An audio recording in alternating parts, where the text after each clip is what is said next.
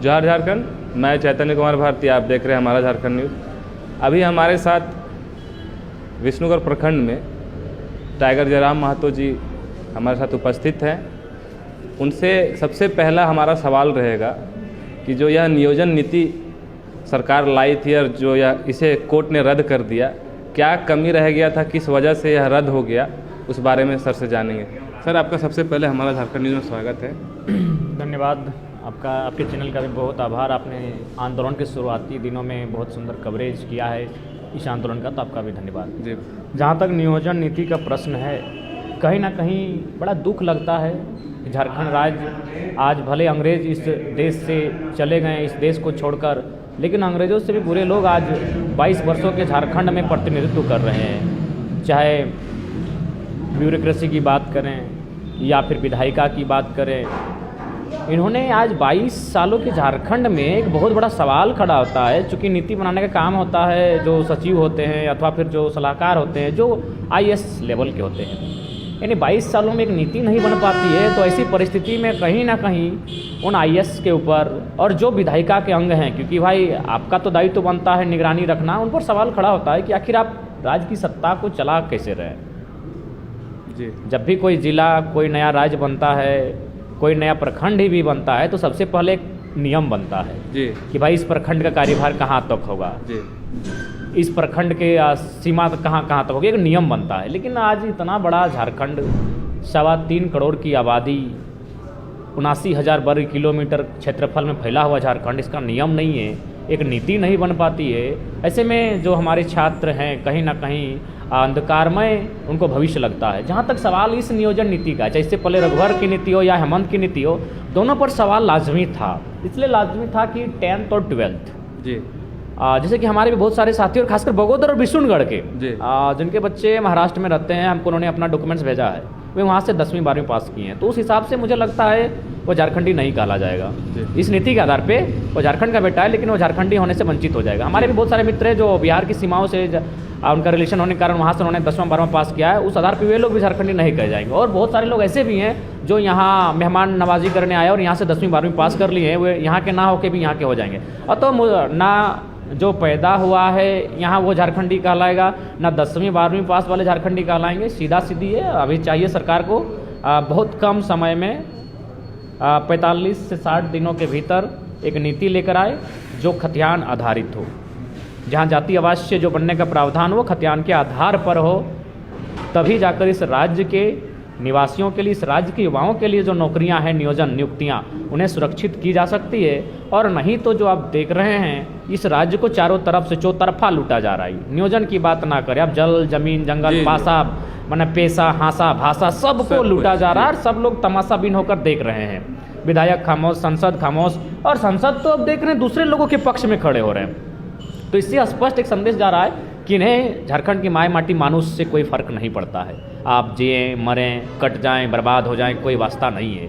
इनके पास विज़न नहीं है। पैसों के दम पर चुनाव जीत के जाते हैं, लोगों को बरगला कर, खिला पिला कर चुनाव जीत कर जाते हैं और इन्हें पता ही नहीं कि करना क्या है। तो अब देख सकते हैं अभी माननीय गिरिडीह के सांसद का एक लेटर जारी होता है जिनमें ये पूरी तरह से एक पक्ष होकर जैन धर्मावलंबियों के समर्थन में अपनी बात को रख रहे हैं। जी, जैन धर्म के बारे में बात करेंगे, लेकिन सरकार जब चुनाव लड़ रही थी उस वक्त इन्होंने कहा था कि अपने मैनिफेस्टो में कि हम हर साल 5 लाख नौकरियां देंगे। क्या इसमें किसी तरह से वो खरा आज तक नहीं उतर पाया सरकार? तो क्या ठगने का काम सिर्फ कर रही है? जहाँ तक नियुक्ति की बात है, नौकरियों की बात है, चाहे केंद्र सरकार का प्रत्येक साल 2 करोड़ की नौकरी हो या राज्य सरकार की 5 लाख की नौकरियां हो, नौकरियों के मामले में, नियोजन के मामले में दोनों सरकारें फिसड्डी साबित हुई हैं। ये केवल भावनाओं के साथ सरकार चला रही है। कोई स्थानीयता का, कोई जल, जमीन, जंगल का भावना, तो कोई हिंदुज़म का भावना, इस तरह की भावनाओं के साथ माने सेंटिमेंट के साथ सरकारें चल रही है। बाकी जो विशेष फोकस होना चाहिए था युवाओं पर, और युवाओं पर फोकस होना चाहिए, माने शिक्षा पर फोकस होना चाहिए था, एम्प्लॉयमेंट सेक्टर में फोकस होना चाहिए, लेकिन वहाँ नगण्य है जी। तो ऐसे में कह सकते हैं स्पष्ट शब्दों में राज्य और केंद्र दोनों सरकारें नियोजन के मामले में फिसड्डी साबित हुई हैं। अच्छा, अभी एक नया मामला जो है सो पूरा नेशनल लेवल का मामला बना हुआ है, जैन धर्म से रिलेटेड यह मामला है, संवेद शिखर जी को लेकर के कि वहाँ जो है सो उनका मांग है कि 5 किलोमीटर का एरिया जो रेडियस आता है वहाँ ना मीट मांस बने, किसी तरह का नशीला पदार्थ का कोई सेवन ना करे। तो ये क्या मांगे जायज़ नहीं है उनकी? आपके तरफ से तो इस तरह का कोई बात नहीं सामने आती है। देखिए, सबसे पहली बात, हम हर धर्म की आस्था का सम्मान करते हैं, यही भारत की खूबसूरती है। यहाँ तरह तरह के विभिन्न प्रकार के लोग, खान पान अलग, रहन सहन अलग, पहनावा अलग, नाच गान अलग, बोली वचन अलग, तौर तरीका अलग, तो सभी का कहीं ना कहीं विविधताओं में एकता, अनेकताओं में एकता, ये भारत की खूबसूरती है। विभिन्न प्रकार के जाति धर्म के लोग यहाँ निवास करते हैं, सबका सम्मान करते हैं। लेकिन देखिए, पहला बात, जैन धर्म, उनकी आस्था का हम सम्मान करते हैं, उनकी आस्था बहुत अच्छी बात है। लेकिन आपको ये मानना और ये सच्चाई को आपको तार्किक होकर जानना होगा कि मान के चलिए, अगर हम जैनिज्म की बात करें पारसनाथ पहाड़ में, तो जब से जैन समुदाय माने जैन धर्म की उत्पत्ति हुई, लेकिन क्या पारसनाथ पहाड़ उससे पहले नहीं था? जी, उससे पहले होगा, और वहाँ उस समय उससे पहले भी लोग रहते होंगे, क्योंकि यहाँ सबसे पहले पारसनाथ की अगर बात करें तो अनुमान आप ये कह सकते हैं यहाँ शिकारी युग देखा होगा, इस पारसनाथ पहाड़ ने कृषि युग को भी देखा होगा। तो जो लोग शिकारी युग और कृषि युग से संबंध रखते हैं भाई, वो तो मांसाहारी होंगे ही होंगे। लेकिन कहीं ना कहीं उनके धर्मों को जो है सो ठेस पहुँचाने का काम कर रहे हैं वे लोग। अगर उनसे अगर वो सम्मान पूर्वक कह रहे हैं कि नहीं, आप इसको छोड़ करके थोड़ा समय के लिए थोड़ा दूर हो करके मुझे आप सम्मान दीजिए हमारे धर्म को, तो हम आपके साथ हैं, उनका ये कहना है। देखिए, सबसे पहली बात, अगर ऐसा बात नहीं, आप एक स्थानीय लोगों ने हमेशा सम्मान किया है उनका। एक कल ही हम सुन रहे थे, उनका कोई एक देवता है पहाड़ के ऊपर, तो वहाँ क्या हो गया, जैन समुदाय के लोगों ने कुछ एक आपका टॉम बना दिया, कोई एक छोटा सा मंदिर बनाया गया उनके धर्म का, तो उन्होंने सम्मान किया कि भाई चलिए, यहाँ चूँकि ये लोग अहिंसा को मानते हैं और हमारा जो देवता है वो बलि लेता है, तो उन्होंने क्या किया, उन्होंने अपने घर के बाहर, देखिए जैसे कि देवता मेरा 5 किलोमीटर दूर दिख रहा है कि वहाँ पे है, लेकिन उसको हम यहीं से मान लेते हैं और यहीं हम अपना बलि दे रहे हैं, तो हमने तो सम्मान दिया है। जो आदिवासी मूलवासी हैं उन्होंने तो सम्मान दिया है, लेकिन अब इसका मतलब ये नहीं जिनका अस्तित्व यहाँ है उसको आप यहाँ से खदेड़ देंगे, ये नहीं हो सकता है। अब देखिए, लोग क्या तर्क देते हैं कि जिस प्रकार माने इस्लाम के लिए मक्का है, जो काबा है, एक बात सीधा बात है, जो काबा है वो काबा की ज़मीन भी इस्लाम के मानने वालों की है, और काबा के इर्द गिर्द जितने लोग रहते हुए भी इस्लाम को मानने वाले। लेकिन यहाँ जैनिज्म को मानने वाले कितने लोग हैं? 25 परिवार है। जैनिज्म को मानने वाले लोगों की संख्या कितनी है, उनका ज़मीन कितना है? तो ये इसलिए वो लॉजिक यहाँ फिट नहीं होता है। तो यहाँ बीच का रास्ता अपनाइए आप, बिल्कुल आपका जो माने धार्मिक अनुसार जो खान पान, उसके लिए आप जो आपका जो मुख्य स्थान है वहाँ से एक आप बाउंड्री वॉल कर लें, या फिर जो आपका मुख्य सड़क जाता है वहाँ पे आप जो लोग चढ़ें उनको निगरानी करें, अथवा उस सड़क को प्रतिबंधित कर सकते हैं। लेकिन आप समस्त पहाड़ की अगर दावा करेंगे तो ये अन्यायपूर्ण है, क्योंकि जब से धर्मों का उदय नहीं हुआ था तब से सृष्टि है। लोग पाषाण काल, जब लोग शिकारी अवस्था में रहते थे, कपड़ा पहनने का ठिकान नहीं था, तो शिकारी युग से ही मोटा मोटी मानव जाति का इतिहास सामने दिखता है, जैसे हम लोग पढ़े हैं इतिहास में।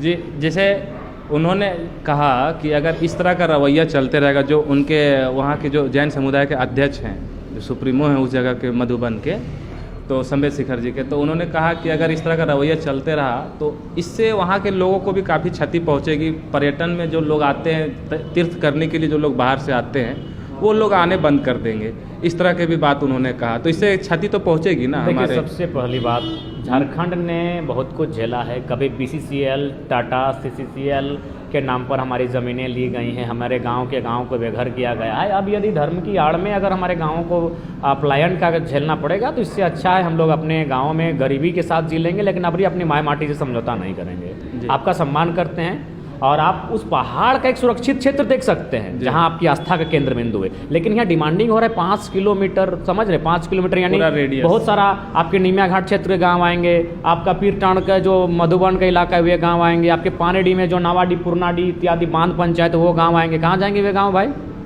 कहाँ जाएंगे? सबसे पहली बात, आपके 25 परिवार यहाँ रहते हैं, तो इसलिए बीच का रास्ता ये अपनाइए आप। और ऐसे भी झारखंड इतना सरल कोई नहीं है।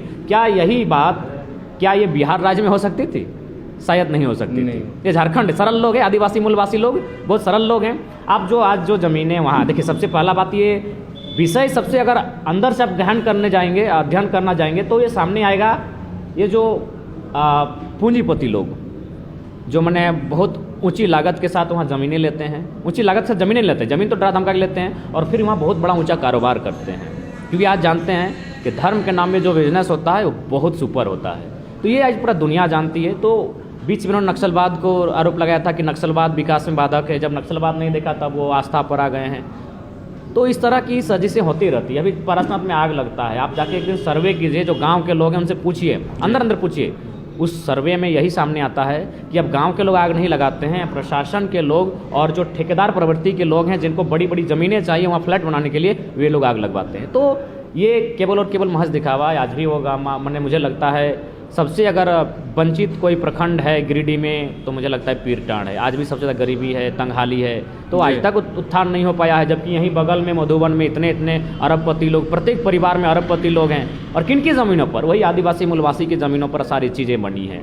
तो ये केवल और केवल मुझे लगता है फिर से एक बहुत बड़ी गहरी साजिश हो रही है आदिवासी मूलवासी को उनके ज़मीनों से, घरों से बेदखल करने की। बाकी आपकी आस्था का सम्मान करते हो। और अगर आप ये लॉजिकली बात करने जाएंगे तो आपकी जानकारी के लिए बता दें, शायद 1785 में पहला विवाद ये सामने आया था आदिवासियों और जैनिज्म को लेकर। सबसे पहले 1785 में विवाद आया था, स्पष्ट डिस्ट्रिक्ट कोर्ट ने खारिज किया, हाई कोर्ट ने खारिज किया, सुप्रीम कोर्ट ने खारिज किया, वे लंदन तक पहुंचे क्योंकि उसमें भारत अंग्रेजों के अधीन था। लंदन कोर्ट तक पहुंचे और लंदन कोर्ट ने भी यही कहा कि देखिए भाई, ये जो पहाड़ है उसमें सबका योगदान है। आप आए हैं अच्छी बात, लेकिन उससे पहले से पूर्व और बहुतायत में जो है वो आदिवासी के लोग, आदिवासी मूलवासी लोग निवास करते हैं। और फाइनली 1911 में जो उस समय भारत सरकार, ब्रिटिश अधीन भारत सरकार, वहाँ एक गजट प्रकाशित होता है, उसमें स्पष्ट लिखा जाता है कि जो पारसनाथ है उसमें सबकी भागीदारी है। जी जी। अभी आपने पूरे झारखंड में सैकड़ों जनसभाएं की, लोगों को जागरूक किया, क्या 2024 में क्या आपका प्लान है? इस देखिए अभी चुनाव लड़ेंगे? देखिए, खुद ना लड़कर लोगों को लड़वाने में हमें ज़्यादा फोकस कर रहे हैं। लड़ना या ना लड़ना वो तो जनता तय करेगी, लेकिन मेरा मानना है कि हम लोग अकेले क्यों लड़ें। इसीलिए हम लोग पूरे झारखंड में चुनाव लड़ेंगे। लड़ना ही अगर पड़े तो राज्य में लड़े, और नहीं तो फिर आंदोलन की गति को तेज देंगे। और जनता अगर सामने आकर कहेगी, इस प्रकार जनता एक सड़क पर आई थी कि मेसी कम बैक, आज मेसी वर्ल्ड कप दे दिया। ये मेसी 4 साल पहले 5 साल पहले संन्यास ले चुके थे, जनता ने उन्हें कहा कि भाई संन्यास क्यों लेते हो, आ जाओ वापसी करो। तो ठीक उसी प्रकार अगर जनता चाहेगी, जनता मजबूती बनेगी तो देखा जाएगा। लेकिन फिलहाल हम लोग चाहते हैं कि अभी भी पूरे झारखंड में हम लोग का दौरा नहीं हुआ है। पूरे झारखंड में आज भी कहीं कहीं जगहें हैं जहाँ पर माने हमें जाना है, वहाँ के लोगों को जागरूक करना है। और फाइनली हम तो यही कहेंगे, झारखंड के लोग बहुत शांत सरल स्वभाव के लोग हैं। इन पर हमेशा लोगों ने अतिक्रमण करने का प्रयास किया है। आज उसका उदाहरण आप देख सकते हैं। झारखंड में जितने भी कल कारखाने बने, जितने उद्योग बने, जितने भी अरबपति बने हुए झारखंडी नहीं है, तो हम कितना झेलेंगे। तो हम यही चाहेंगे जैनिज्म के मामले में कि हम उनकी आस्था का सम्मान करते हैं, लेकिन पूरा पहाड़ आपके अधीन नहीं हो सकता, ये असंभव है, ये अनैतिक है, ये नहीं हो सकता है। नदी नाला झील झरना पहाड़ पर किसी धर्म जाति विशेष का अब आप जो है सो उसको किसी को कैप्चर करने के लिए नहीं देंगे।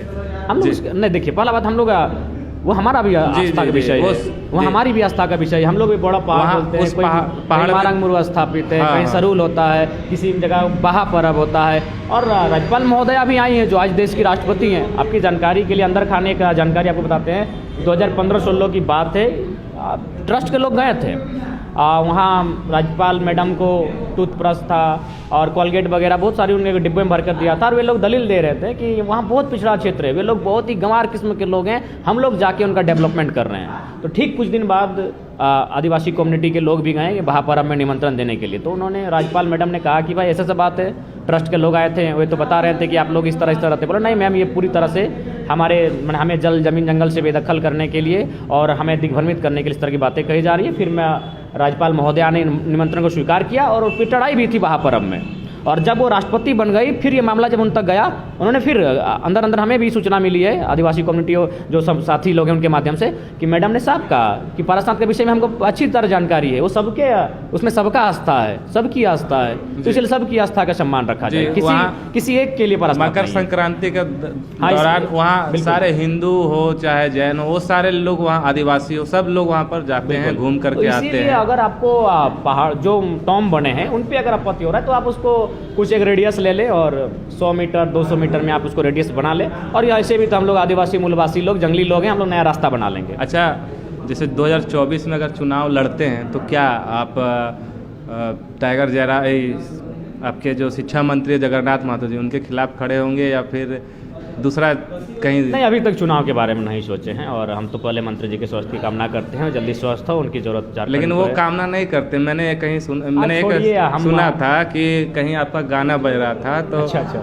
उन्होंने कहा कि क्या है ये सब जयराम महतो जुमा 8 दिन 9 दिन नहीं हुआ नेता बन गया, ऐसे करके उन्होंने कहा था आपके विषय में कि आँख के बदले आँख मांगेंगे तो दुनिया अंधी हो जाएगी। यही बुद्ध की प्रतिमा लगी है, तो आँख के बदले आँख नहीं मांगी जाती है। अगर कोई आपके प्रति नकारात्मक रखता है तो हम भी उसके प्रति नकारात्मक रखें, ये उचित नहीं है।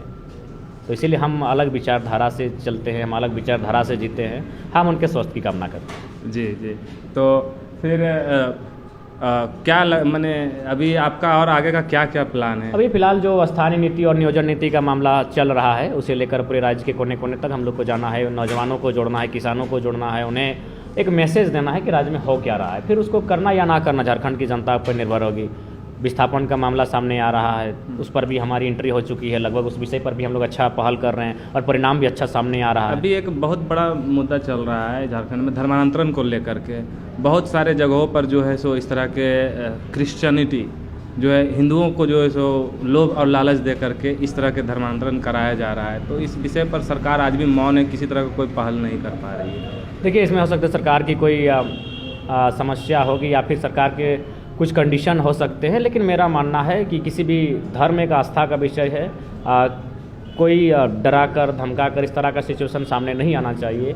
और भारत के संविधान जो कि धर्मनिरपेक्ष देश है, या तो यहाँ आप धर्म के विषय पर ज़्यादा बात नहीं कर सकते हैं, वो आस्था का विषय है। अगर वो स्वयं इच्छा से अगर परिवर्तित होता है तो उसमें आप रोक नहीं सकते, ये भारत का संविधान कहता है। लेकिन अगर कोई फोर्सली करता है तो उस पर कहीं ना कहीं प्रतिबंधित होना चाहिए। बाकी इच्छा से अगर कोई बदलता है तो उसमें आप भी नहीं रोक सकते हैं। ये भारत एक सेक्युलर कंट्री है, धर्मनिरपेक्ष का, ये हमारा भारत का संविधान, उसको तो भाई इसीलिए आप फोर्सफुली अगर कोई करता है तो ये असंवैधानिक है, ये गलत है। लेकिन अगर इच्छा से कर रहा है तो आप क्या कर सकते हैं? कोई अगर मैंने नदी के पानी की जगह उसको कुएं का पानी पसंद है, किसी को नीम का पेड़ में आस्था है, किसी को पीपल का पेड़ में आस्था है। आस्था का विषय है, वो आस्था उसका विषय है, इस अंतःकरण। जी जी। अभी कुछ दिन पहले ही दारू प्रखंड में 4 परिवार के 4 सदस्य मैंने वो हिंदू धर्म छोड़ करके ईसाई धर्म को अपना लिए। बाद में जो है सो उन्होंने फिर जब उनको पादरी के द्वारा लोभ और लालच दिया गया कि मैं आपका इलाज कराऊंगा, उसके एवज में कुछ पैसे दूंगा, इस तरह के जब उसका ना इलाज हुआ ना उसके घर से भूत भागा,